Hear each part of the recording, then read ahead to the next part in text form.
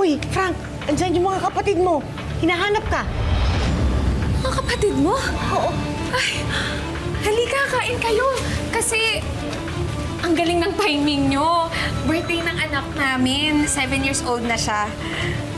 Grabe, hindi naman sinabi sa akin ni Frank na ang ganda pala ng kapatid niya. Tanggalin mo yung hawak mo sa akin. Hindi niya ako kapatid. Ha? Babe, ano sinasabi ng babaeng to? Asawa niya ako.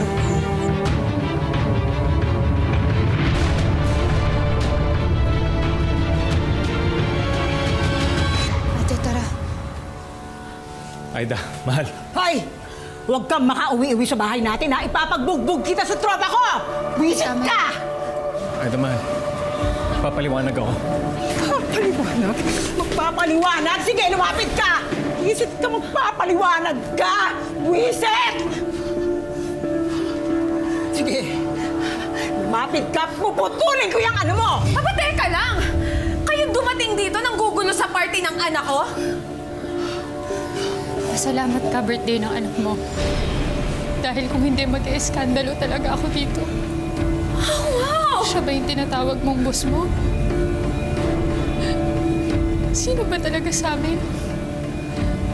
Siya ba? O ako? Hayaan nyo na muna. Huwag sa harap ng mga bata. Tima! Talaga namang sa birthday party pa talaga ng anak ko, napili niyang kabit na yan? Ikaw na malandi ka, ha? Ang kapal ng mukha mo! Sabihin na asawa ka ng asawa! Ay, inasawa ka naman ng mister ko eh! Ito ang dapat sa'yo! Para marisin ka! Dahil kami ko na ako tunay na asawa!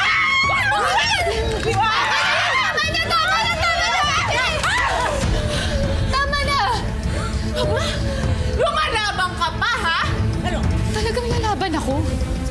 Dahil wala ni isang babae ang walang karapatan sa sarili niyang asawa.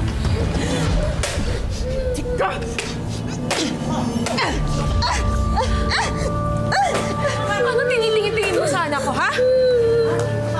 Pati ba naman siya? Gusto mong angkinin, ha?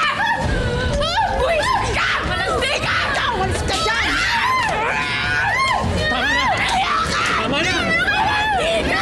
Nagugulahin ka! Tama na! Tama na! Nag-iiyak ng mga bata! Oh, bakit? Eh, anak mo rin ba sila, ha? Anak mo rin ba sila? Mami, huwag masaktan yung daddy ko! Para sa anak ko. Hoy! Saka mo! Ba't na buhay ka? Buhay ka! Buhay ka! Sabi ko na! Ang pala mo nga ba? Buhay ka talaga kayo! Ano kayo? Kapatid ko! Sige! Ha? Ako ba kinalaban mo? Ha?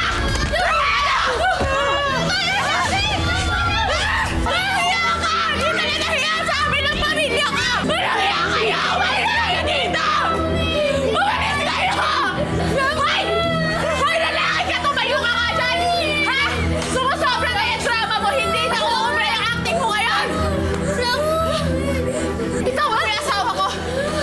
Umalis ka na! Frank, kailangan natin siya dali sa ospital. May sakit siya sa puso eh. Ate!